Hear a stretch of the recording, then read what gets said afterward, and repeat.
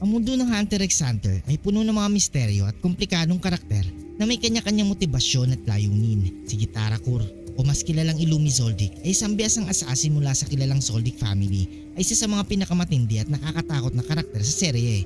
Sa kabilang banda, si Lipo ay isang Hunter Examiner na namamahala sa Trick Tower phase ng Hunter Exam.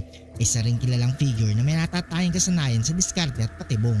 Ang teorya na si Illumi ay may lihim na kahilingan na makaharap si Lipo sa Trick Tower ay nagbubukas ng isang malalim na analysis ng kanilang mga personalidad, kakayahan at posibleng kinalabasan ng kanilang pagtutuos. Si Gitarakor, na kilala rin bilang Illumi Zoldyck, ay isang highly skilled assassin at hunter.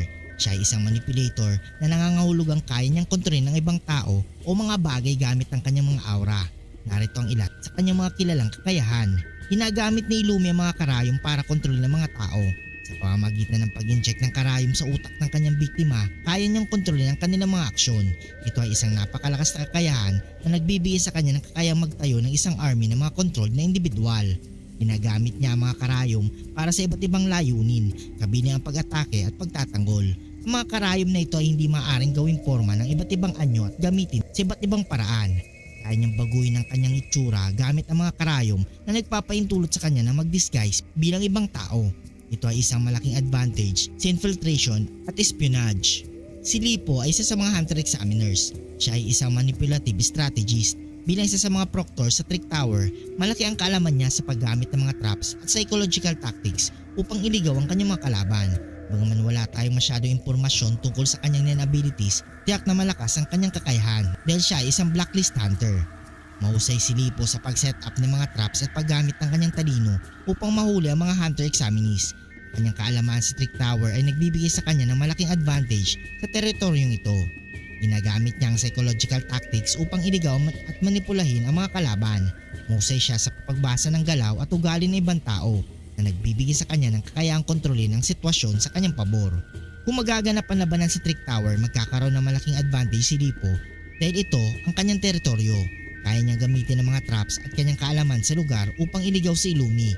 Ngunit si Illumi ay isang biyasang assassin na sanay sa iba't ibang uri ng terrain at mga sitwasyon. Sa isang direktang laban, ang pagiging manipulative ni Illumi o Gitarakor ay magbibigay sa kanya ng malaking advantage. Kanyang kakayahang kontrolin ng mga tao gamit ang mga karayom ay maaaring magamit upang neutralize si Lipo o ang mga traps ng kanyang itinatayo.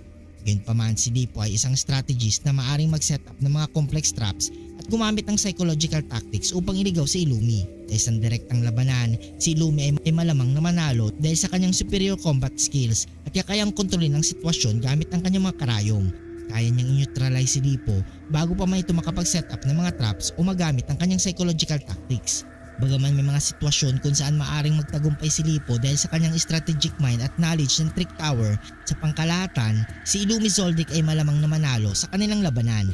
Kanyang superior combat skills, manipulative abilities at pagiging biyasang assassin ay nagbibigay sa kanya ng malaking advantage sa anumang sitwasyon. Si Illumi ay isang formidable opponent na mahirap talunin, lalo na sa isang direktang labanan. Gayunpaman, hindi natin dapat malitin si Lipo dahil ang kanyang kaalaman sa traps at psychological tactics ay maaaring magbigay sa kanya ng pagkakataon na magtagumpay sa isang battle of wits. Hindi siya magiging Hunter Examiners at Blacklist Hunter kung wala siyang malakas na potensyal bilang NEN user. Sa uli, ang resulta ng laban ay magdedepende sa kung paano nila gagamitin ang kanilang mga kakayahan at kung saan magaganap ang labanan. Kung nagustuhan mong video ito, huwag niyong kalimutan mag-like at subscribe and hit notification bell button para updated kayo palagi sa ating video. Maraming salamat.